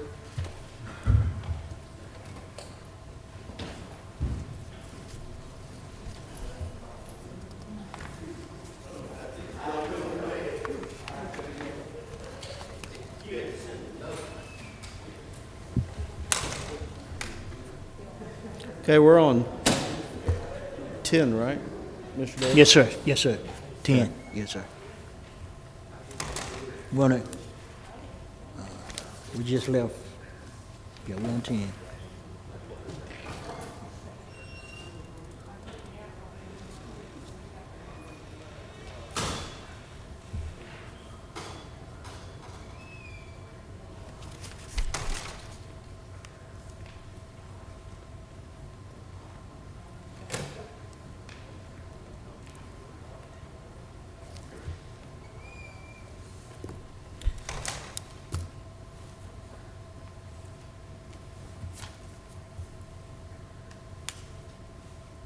Well, that thinned the audience out. Yeah, I did.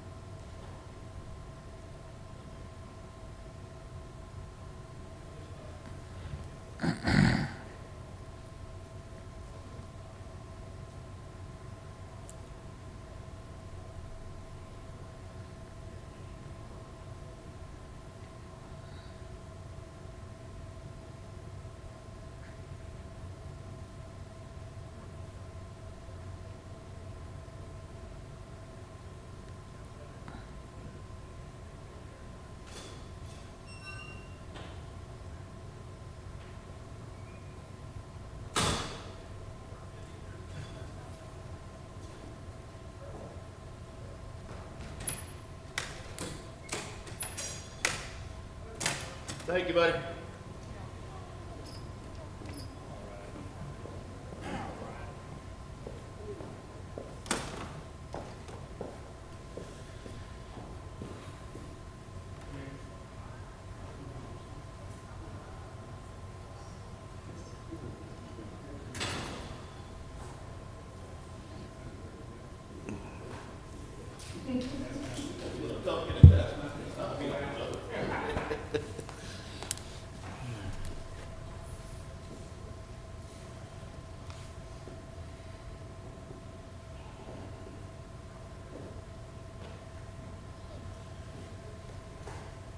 All right, I think we'll reconvene our meeting here. We're on application 10. And let me get my notes out so I can reference the specific. This is 6381, 1445 East I-65 Service Road South. Your name and address for the record, sir? Paul Beckman with Hand Arundel, 104 St. Francis Street, Suite 300, 36602. All right, and the staff's recommended for approval, subject to conditions. Have you reviewed the conditions? We're fine with the conditions. Okay. All right, just a matter of record. Anyone in the audience either in favor or opposition to this request today? Questions of the board? The only thing I was going to ask, I did have a note on here is they're wanting 4 signs, and I was not sure why 4 was necessary based on the location. Why not 3? Sure. There's currently on the front of the building, there's the Audi logo, the 4 interlocking rings, and the sign Audi Mobile is on the front, and they're asking to add 1 additional Audi logo on the north and south sides of the building. This building's a little bit unique. It's on a narrow strip of property, and it's fairly close to the I-65 service road. So as you travel the interstate, you almost have to get due west of the building to see the signage on the front. Whereas you approach from the north and south, the side of the building is very visible, and so the Audi rings on the side would clearly demark it as a Audi dealership amongst all the dealerships there in that area. Right. That was the basis for our request. Well, the only one I was questioning was the one on the, I guess it would be the south profile, which is kind of hidden behind the Volkswagen Volvo location. I think it's far enough to the west that it would clear that. It's just behind that glass facade there. I think it is visible beyond the Volkswagen building. Okay. All right. Any questions of the board? Like I said initially, the staff's recommended for approval, subject to conditions. The applicant's in agreement. All right, Chair, entertain a motion. Motion to approve. Okay, subject to staff Subject to recommendations. staff recommendation. Do I have a second? Second. I have a second. Any further discussion? All those in favor say aye. Aye. Aye. And chair votes to deny, because I still think one less would have been an option, but variance is approved. Thank you. All right. We're on application number 11, which is 4103 Ridge Lawn Drive. I'm Vince Lacoste, 3808 Claridge Road North. I'm the applicant. And this is for 6382 for Bethel Engineering, correct? Yes. All right. And your application is recommended for approval as well, subject to some conditions. Yes, I'm Are fine you with the in agreement conditions. with the conditions? Yes. All right. Do we have anyone in the audience today either in favor or opposition to this application? Okay, we have none. And any questions of the board for the applicant? Okay. Chair will entertain a motion. So moved, Mr. Chair. Okay, I have a motion to approve. Do I have a second? Second. Any further discussion? All those in favor of the motion say aye. Aye. All right, and I think the last application, we have Mr. Golden, who's going to recuse himself. And this would be application 6383, 4797, 4783, 671, and this is regarding 1812 Old Shell Road. And you've been very patient today. Your name and address for the record, please. I'm Stephen Howe with RGH Midtown LLC, the ownership group for the property, here on behalf of the ownership group.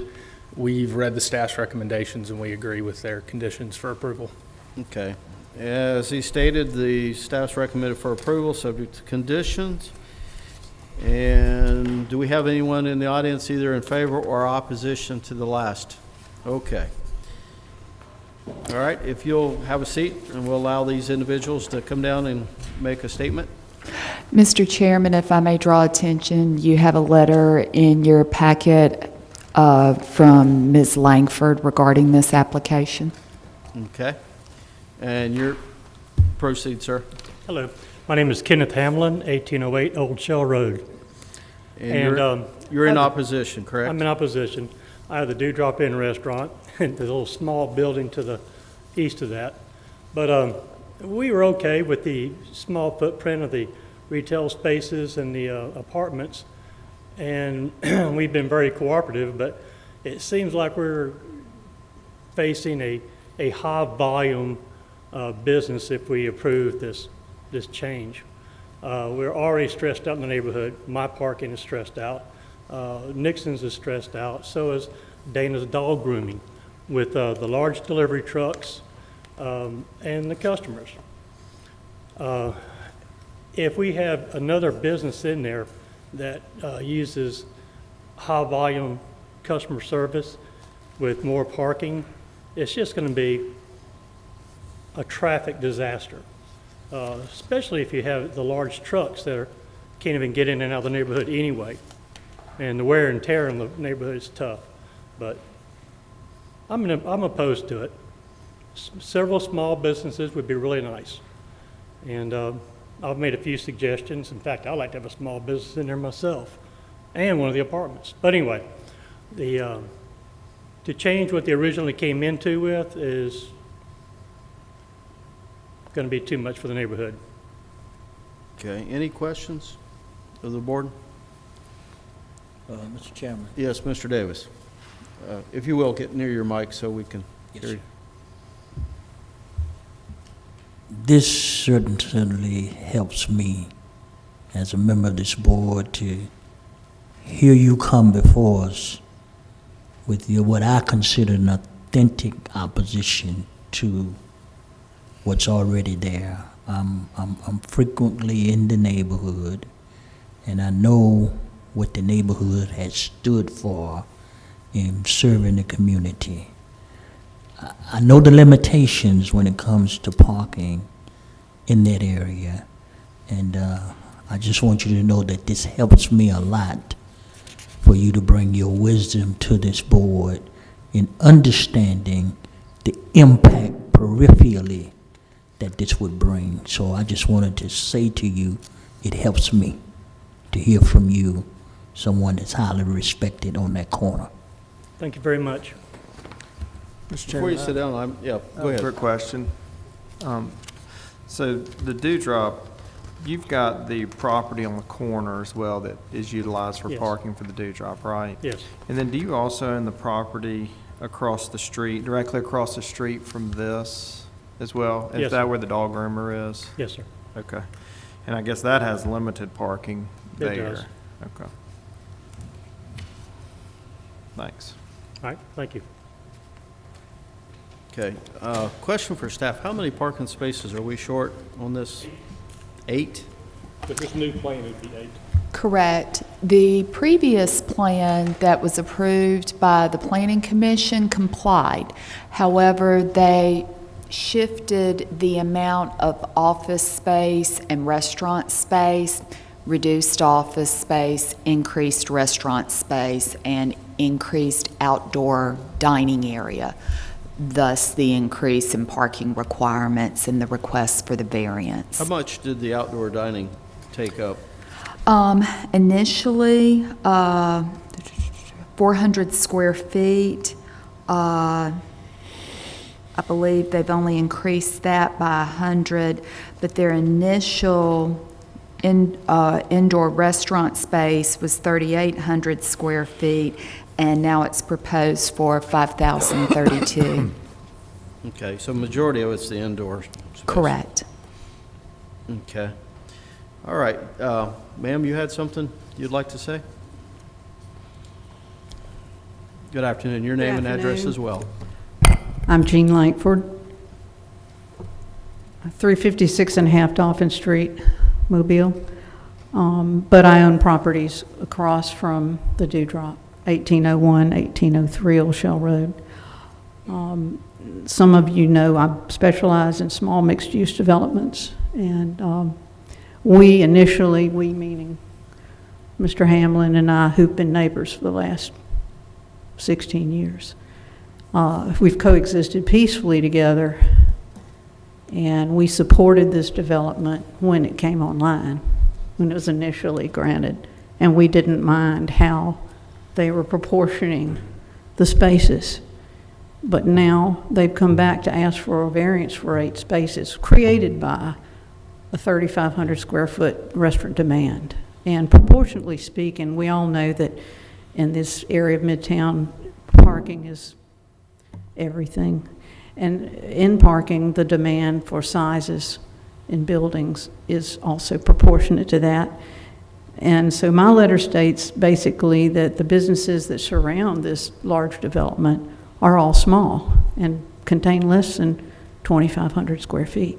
So this throws everything kind of out of balance if indeed you don't keep your parking all on site for this development. I supported the development initially. They consulted with us, kindly consulted with us, both of us, over the period of time they were putting this development together. And we like what they're doing, but we don't like the idea that anything goes off scale to this scale and proportion when it comes to mixed use in Midtown. So, you know, Margaret pointed out that we're going from 3,800 to over 5,000. Well, that throws us off kilter and throws us out of balance for the rest of the development surrounding it. I think that this is my experience in doing this kind of work, and if I have a restaurant that wants to go in a location, then I'm going to get them to scale their footprint down and to make this fit right in proportion to the demand that we know is going to happen when this building comes online. It's a multifaceted building. We really don't know how this building is going to impact our area. Like I said, we initially supported it But we have to draw the line somewhere and say, no, that we can't, we're not sure we want to be able to tolerate this. We don't even know what it's going to do at its recommended capacity when they've got the PUD to begin with. So I'm opposed to it. I think that, I think in the manner, the balance and higher parking demand would stay in check in order with the original PUD and the B2 neighborhood business requirements. And this would be in keeping with the original PUD set up by current zoning ordinances that respect existing neighborhood and property owners and their uses and respects the surrounding communities. Neither I nor my tenant businesses on Old Shell Road can afford to allocate 8 spaces of overflow parking from this development for a use too large and out of balance for this community. And I'm a big proponent of this, but we just cannot support this. And I appreciate your time. Thank you. Okay, any questions? All right, thank you. Anyone else in the audience who wishes to speak on this application? Sir, you got a rebuttal?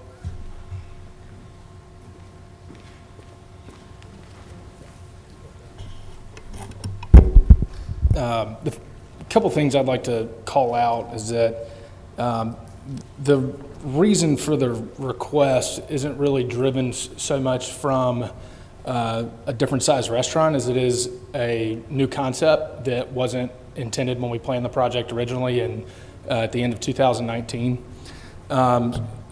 Since we've started the project, we've obviously gone through a pandemic, so outdoor seating has become something that is a sticking point for a lot of folks.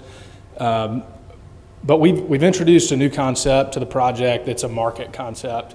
And because a portion of that space, it's about 1,532 square feet, a portion of that space is a coffee shop and has their food and beverage component. But the name of the business uses the word market. It doesn't use the word cafe or restaurant or anything like that. But because of their food and beverage component, we are required to treat that space as a restaurant, and in when we calculate our parking requirements, we're required to have 16 parking spaces as it exists today under the ordinances for that space, even though 50% or less is actually, of the space is actually allocated for food and beverage. So we do have we are asking for a little bit of additional outdoor seating, and really what we're really asking for is that the outdoor seating doesn't count against us, and that there be some consideration given to the 1,532 square foot space that is being calculated as a restaurant, even though it is a market component. So. Okay, any other questions, once again, of the board? I've got a question. Mr. Stephen, Chairman. as far as just from a practical standpoint, I mean, being familiar historically with this area and kind of the parking that bleeds over onto the different property owners and things from when Red or White was there and the Dewdrop and, Nixon's, et cetera. I mean, as far as how y'all are, actually managing the site and the parking, can you explain how you propose to kind of manage that flow so that, that would not happen? Yeah. As it has historically? Absolutely. So as far as managing overflow from our development, yeah, so for example, if you have a reduced parking, you've got kind of this mixed use of businesses and stuff. I mean, looking at your site plan, looking at the other site plans, those buildings have been there a long time. Sure. They have limited parking and you can't do anything really about it. Y'all, had the ability to kind of plan it on the front end. It appears like there's a tremendous amount of parking in the rear. Exactly. And so from that standpoint, will that be taken up completely by the residential units, or is that something that will provide parking for people who can utilize the front? I'm just trying to figure out, how do we not create a hardship on the adjoining property owners who've been there a long time and have kind of struggled with this parking issue for years? One of the things, when we plan this project, I'm from the area. I have a small business. This is my first development back in Mobile. Moved back here about 3.5 years ago. We planned this project to really promote walkability in the area. It's It's a dense neighborhood. We've got the proximity to the hospital. We've got a historic neighborhood that's seen a tremendous amount of revitalization over the past several years. We're out there and we see tons of walkers and joggers on a daily basis. We anticipate that a large amount of the traffic patronizing the businesses on the first floor are going to be walkers and bikers from the neighborhood. This isn't a regional development where it's a destination, such as McGowan Park. This is a neighborhood development, and so we've really designed. We've tried to design the site to promote walkability. We're going to have bike racks in the common area, and that's been kind of one of our bigger focal points in managing the parking. As far as we can certainly explore signage down the road, as to warn anybody who tries to warn any of our patrons that try to park off site that they may be towed, but that's not really the spirit of this project. All right. Follow-up. So the site plan that's on in our packet shows, I guess, 4 handicap spaces in the front, and then all the rest of the parking in the rear. Prior to this request, I guess for the existing PUD, was there additional parking in the front that has been done away with? No, that parking, it's still there. There's still 15 head-in parking spaces that are part of our site plan. I know it's not clear there, but Where are they? They're back into Old Shell. the parking spaces that have been there existing for years, those parking spaces are going to be reconstructed. Right now, our construction fence is there, but we're going to have those 15 head-in parking spaces. And as far as, am I answering your question? Yeah, so I guess what I'm trying to visualize, which I appreciate that clarification because I was not aware that those were in the front, but I guess what I'm trying to understand is, has the parking configuration, the number of parking that you're providing in the front where, most people visually will see, especially if they're not familiar with that area or development. I mean, has that changed? Have you reduced those number? We have not reduced the number of parking spaces from our original plan. The plan is the same as what it was? It's the same number of parking spaces. What's changed is the allocation, how we're splitting up the first floor. Okay, and then the last question. So as far as that allocation, we're certainly going to, and to clarify one thing, we certainly intend to have signage that directs our patrons to additional parking for our project behind the building so that they don't get discouraged and park. If the spaces along the frontage are full, they don't get discouraged and try to park on any of our neighbors' sites. Okay. Last question. So as far as the configuration of the commercial space, so you've is the expansion or the reallocation, is that for Nova specifically for the market, or is that in anticipation of another user? We originally anticipated a user the size, in comparable size to what we've shown here is a 3,500 square foot space. That was one of our first tenants that we were in conversations with that ended back in May because of the pandemic. We have since signed Nova up, and we would be here today having the conversation to allow for parking relief if Nova were to sign up afterwards. It's just which one came first. Gotcha. Thanks. I have a question for you. Some of these businesses are daytime, and then you've got residential. Is there a limit on that, or a time of operation? So that, I suspect that that's normally the business model, is that you've got people that are at work or gone, and those parking spots are available for some of these business operations, and then residential comes home after a certain time or weekends, and these are not necessarily open. Right. We currently have not implemented, as far as the development regulations go, we have not implemented any hours of operation, but to this point, nobody anticipates being open later than 10 o'clock. Okay. I hope I answered that.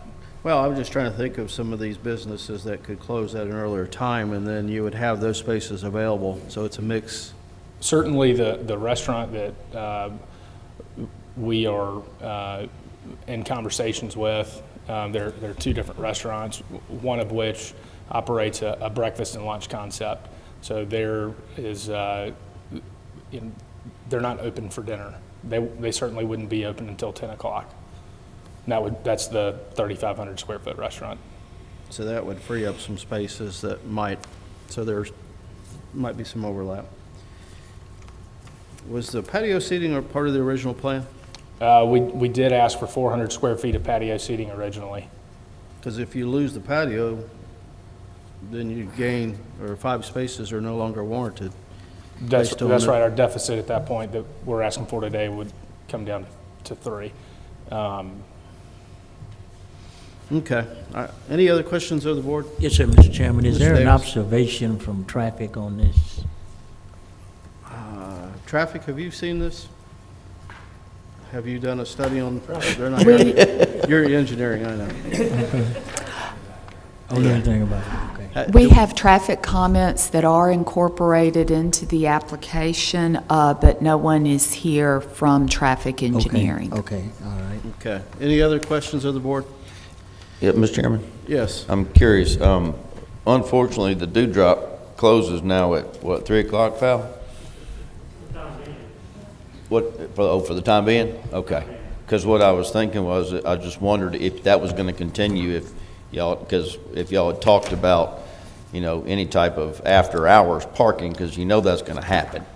People are going to park wherever the heck they can find a parking space, and it already is at a huge premium If you'd like there. to speak, I'll Yeah. open up. So anyway, Just a that second. sort of answered my question, if Mr. Hamlin intends to start coming back to his, original type hours.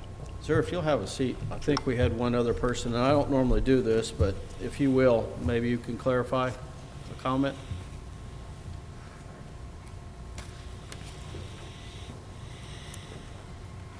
Your name and address for the record. It's Robin Hamlin, and I guess 1808 O'Shell Road. Do drop in. My husband has, because of the pandemic, we had to reduce our hours because of employees not coming, okay? Before that, we were open Tuesday through Friday till 8 o'clock. Not getting out of there, my husband will feed you even if you knock on the door at 8 o'clock. So a lot of times the customers are still there at 8:30, 8:45. We have not made a decision whether or not we are opening. Knowing my husband, he will probably open. So that will, if they're saying that it is a breakfast and lunch thing, but who knows? They don't know if that client's going to sign. So if it goes to what we thought it was going to be, it would be a lunch and dinner open till 9:30. Where is that parking going? The people upstairs most likely will be home at 5:30, 6 o'clock, which will fill the back parking lot. So where will they come? And in the meantime, you have to also look at our tenants across the street. Delivery for Nixon's right now, for their beer trucks, are tearing up our parking lot as it is. They're also blocking the dog groomer's place and also the prosthesis that's across the street with their trucks. During the day, they pull long sideways, not into a spot, but along the street. So that creates a traffic problem. So when you have delivery trucks coming for brunch, lunch, whatever, you're not guaranteed a time when those trucks are going to arrive. So what are they going to do? They're having trouble with the transfer trucks making the curve to go into the building parking to bring the supplies to build this building. I can't imagine a truck trying to get to the back of this building if a car might be parked back there, that the tenant is upstairs or they're in a whatever part of that building that they're in, couldn't make the turn to get back there anyway. So they're going to park across the street because of convenience, and then run the product across the street. So that will block the dog groomer for her clients getting in. She's very busy too. Doesn't have clients that park there for a long period of time and all, but they're in and out all day long. our business will be affected. If you've ever ate at the Dewdrop, you know that there's a lot of problems with the parking anyway, trying to get everybody in there. We do use our overflow parking across the street because we own those buildings. And it would be an unfair thing to us to have to put up signs saying no parking, tow at your own risk or your own cost, and then hire someone to sit out there and enforce it. That's not a good neighbor, but that's what we're being pushed to do. And that's not fair to us and our clients coming in to have lunch and dinner with us, possibly dinner again. So that's where, some of this is. And to say that you can guarantee it, that your customers, and you're going to look at that in the future, we're talking about now. It's easier to park over in the dog groomer's place and run across the street for an hour or an hour and a half and then get back in your car and leave. You've already cost her possibly a client to do it. Our clients are elderly. They were talking about the spaces in front of it. They said 4 of them were handicapped. Well, before that, there was only 1 handicap. So they've already given up 3 spaces in the front there as handicapped. Yeah, I just, it seems like to me that, it seems backwards to me. It seems like that, y'all's properties historically have had a lack of parking, and there have been people, just for years that have parked all over just wherever they could to get into the Dewdrop or get into Red or White or Nixon's or wherever. And then the developments come in, and they've developed a site that, provides for a lot more parking to accommodate their use.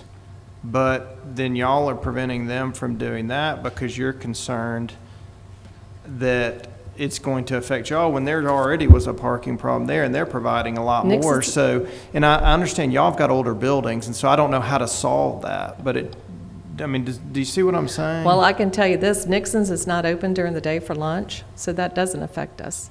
And right now, Nixon's is open only at night at certain days of the week. Okay, so that doesn't affect us as of now. But when we do open up again, which I'm telling you we're going to because I know him,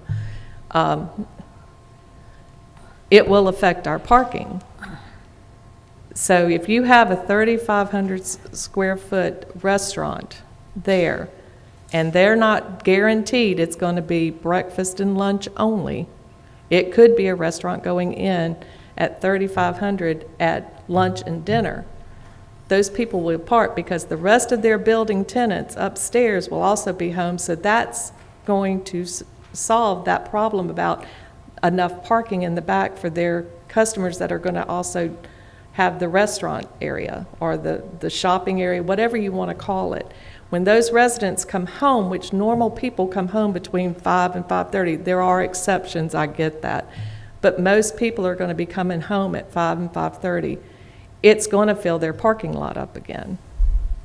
All right, for So the that's sake of time, and I made an exception. I appreciate it. I appreciate it. Thank you. All right. Any other questions of the board? Sir, do you have anything else to add? Because I kind of cut you off. I think we've got a pretty good understanding of what you're trying to do and your request. Let me go back to the staff's comments. I think that we need to. Okay, the staff recommended for approval, subject to some conditions. I understand, though, too, the points made by those in opposition. We've already concluded our public hearing, I'm sorry, that what was presented, they met with, I guess, you and others to develop the kind of the area so that it wouldn't impact each other. And then some things are changing as a result of maybe some tenant assignments and things like that. So I think that as a board, we have to take that in consideration. All right, any comments, questions of the board? All right. Well, first of all, if you will come back up to the podium one more time, I should have asked you this to begin with. Did you see staff's recommendations? Yes. Are you in agreement with those? I am. Okay. All right. Like I said, that concludes our public hearing on that particular variance request. Chair, entertain a motion. Yes, sir. Mr. Chairman, and members of the board, I would like to offer a motion that this application be denied.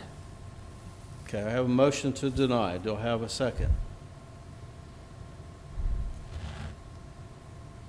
Okay, the motion fails.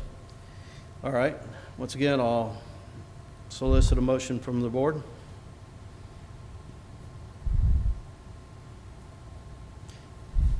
Well, as chair, I'll make the recommendation we approve, but the applicant's requesting a variance for 8. Correct. The original plan had 93, then with this change in the allocation of the use of the square footage, he goes to 103, required 93 originally. He was providing 95. This new allocation requires 103, so he was providing more than the original requirement, but he'd be 8 short with this new reallocation of the interior space. Well, I think at this time that the applicant has some options as how they can meet the requirement or come near it with, I'm sorry, the air kicked on. As I alluded to earlier, if the applicant would reconsider maybe some of the space, like the outdoor seating, that they might be able to get a little closer to the required standard. So I was going to recommend that we approve with, the applicant would be given the option to have 4 less than required, not necessarily the 8 less. And let them work. How do we figure that?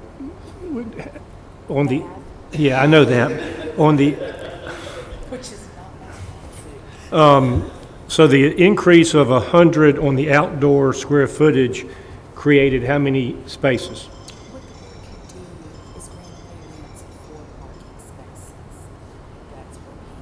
I'm proposing the applicant, Mr. Anderson, the applicant receive a variance for 4 less. 4, and let him figure out the How allocation. he arrives at that. That'll work. Okay. Do I have a second? I have a second. Any further discussion? All those in favor of the motion say aye. Aye. Aye. Anyone opposed? Aye. Okay. I have 5, which confirms the motion, and 1 to deny. All right. Any other questions? Or any other business, I should say, for the meeting? All right. Thank you all for today. Meeting adjourned. My turn to go visit.